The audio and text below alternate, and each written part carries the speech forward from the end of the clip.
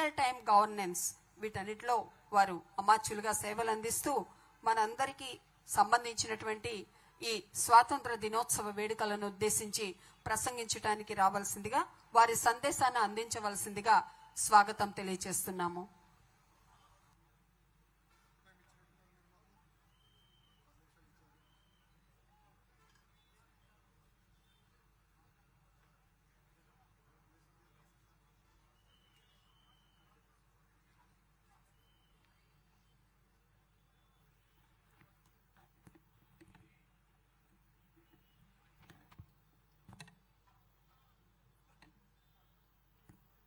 వ స్వాతంత్ర దినోత్సవం సందర్భంగా అందరికీ నా శుభాకాంక్షలు.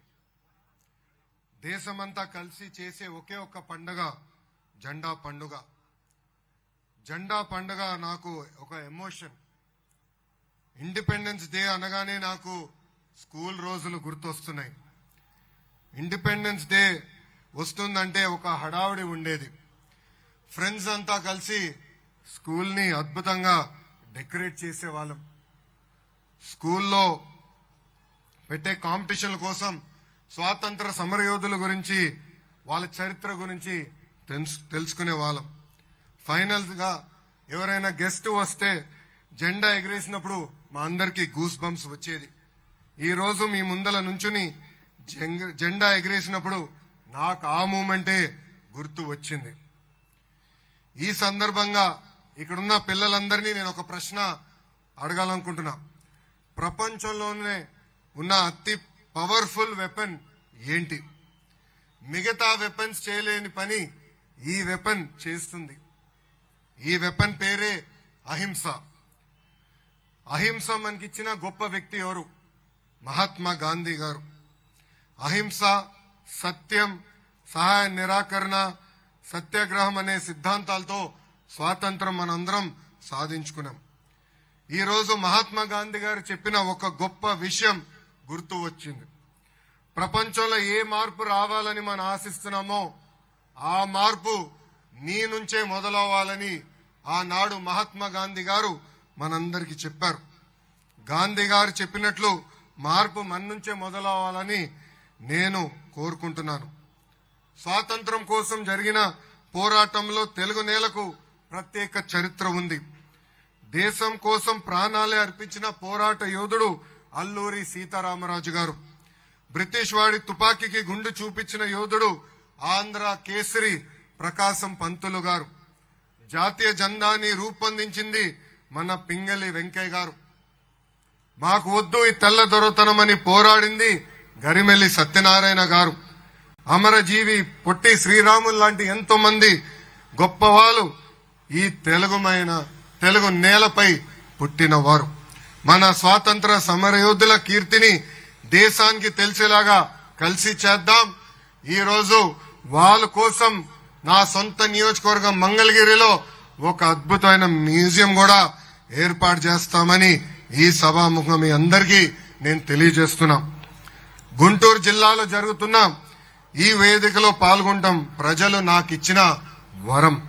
మన జిల్లాలో ఉన్న పెదనందిపాటులో సహాయ నిరాకరణ ఉద్యమం జరిగింది. సైమన్ కమిషన్ కు వ్యతిరేకంగా గుంటూరు తెనాలిలో పోరాటాలు జరిగినాయి. క్విట్ ఇండియా మూవ్మెంట్ లో పాల్గొన్న తెనాలికి చెందిన 7 ప్రాణ త్యాగాలు కూడా చేశారు. మన జిల్లాకు చెందిన దుగ్గిరాల గోపాలకృష్ణ గారు, కనగంటి హనుమంత్ గారు, పర్వతనేని వీరే చౌదరి గారు, తమనంపల్లి అమృతరావు గారు లాంటి ఎంతో మంది దేశభక్తులు స్వాతంత్రం ఉద్యమంలో పాల్గొన్నారు. కులం, మతం, ప్రాంతం కంటే దేశం గొప్పది. కులం, మతం, ప్రాంతాల అతీతంగా దేశం కోసం మనందరం ఒకటవ్వాలి.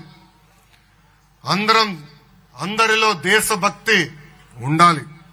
ఈ సందర్భంగా పహల్గామ్ ఉగ్రవాదుల దాడి గురించి మాట్లాడాలి. పాకిస్తాన్ ఉగ్రవాదులు పహల్గామ్ లో దాడి చేసి 26 మంది అమాయకుల్ని చంపేస్తాం మనందరం చూశాం. గతం ప్రభుత్వం లాగా మనం కళ్ళంట నీళ్లు పెట్టుకుని ఇతర దేశాలకు వెళ్ళలేదు. మన దేశంలో ఒక పవర్ఫుల్ మిసైల్ ఉంది.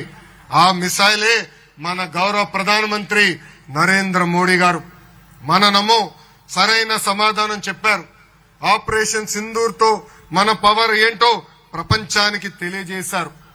ఈ దాడుల్లో మనం కొంతమంది సైనికులు కూడా కోల్పోవటం జరిగింది. అందులో మన రాష్ట్రానికి చెందిన మురళీ నాయక్ మనం కోల్పోయాం. మురళీ నాయక్ తల్లిదండ్రుల్ని నేను కలిసా. వాళ్ళకున్న ఒకే ఒక బిడ్డ మురళీ నాయక్. మురళీ నాయక్ సైన్యానికి వెళ్లాలని నిర్ణయం తీసుకున్నప్పుడు వాళ్ళ తల్లిదండ్రులు ఎదురు తిరిగారు. నువ్వు ఒక్కడే బిడ్డవి, నీకేమైనా అవుతే మా పరిస్థితి ఏంటని. ఆనాడు మురళీ నాయక్ చెప్పాడు, నాకేమైనా అవుతే మొత్తం రాష్ట్రమే కాదు ఏకంగా దేశం మీతో నిలబడుతుందని.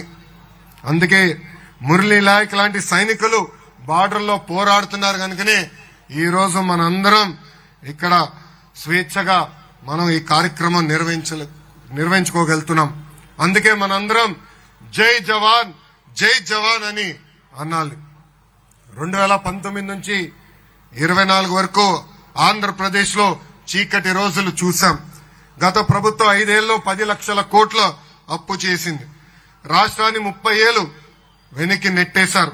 గత ప్రభుత్వ హయాంలో అభివృద్ధికి అడ్రస్ లేకుండా పోయింది. 2024 ఎన్నికల్లో ప్రజలు ఒక చరిత్ర సృష్టించారు. 94% స్ట్రైక్ రేట్, 164 సీట్లతో ఎన్డీఏ ప్రభుత్వాన్ని గెలిపించి రికార్డులు బద్దలు కొట్టారు. డబుల్ ఇంజన్ సర్కార్తో రాష్ట్రం చీకటి నుంచి వెలుగు వైపు తొలి అడుగు వేసింది. గౌరవ ప్రధానమంత్రి నరేంద్ర మోడీ గారు, గౌరవ ముఖ్యమంత్రి చంద్రబాబు నాయుడు గారు, ఉప ముఖ్యమంత్రి పవన్ అన్న గారు కలిసి ఈ రోజు ఆంధ్ర రాష్ట్రంలో సుపరిపాలన అందిస్తున్నారు. ఎన్నో ఏళ్లుగా ఉన్న సమస్యలు మేము ఈరోజు పరిష్కరించాం. విశాఖ ఉక్కుని కాపాడాం. ఏకంగా విశాఖ రైల్వే జోన్ ఏర్పాటు చేశాం. పోలవరం నిర్మాణం కోసం కేంద్రం సహకారం అందిస్తుంది.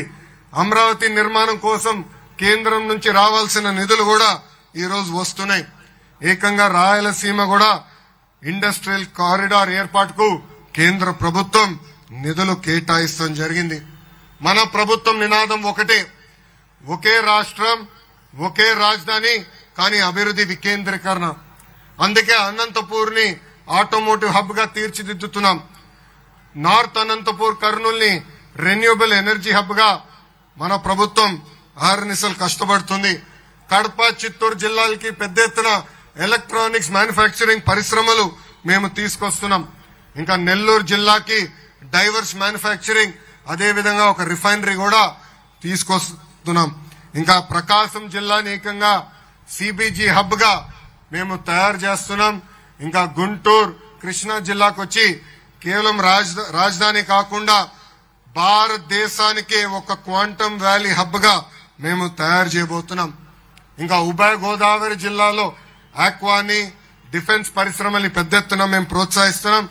ఉత్తరాంధ్రకి pharma, IT, medical devices manufacturing, ఒక స్టీల్ హబ్ గా కూడా మన ప్రభుత్వం తీర్చిదిద్దుతుంది. పేదవారిని పేదరికం నుంచి బయటికి తీసుకొచ్చినప్పుడే నిజమైన స్వాతంత్రం వస్తుందని నేను బలంగా నమ్ముతున్నాను. అందులో భాగంగా ముఖ్యమంత్రి గారు ప్రవేశపెట్టిన సూపర్ 6 కార్యక్రమం ఈ రోజు సూపర్ హిట్ అయింది. 3,000 రూపాయల పెన్షన్ ని 4,000 రూపాయలు పెంచాం. వికలాంగులకి ఇస్తున్న 3,000 రూపాయల పెన్షన్ ఏకంగా 6,000 రూపాయలు చేశాం. బెడ్ కే పరిమితం అవుతే ప్రతి నెల 15,000 రూపాయలు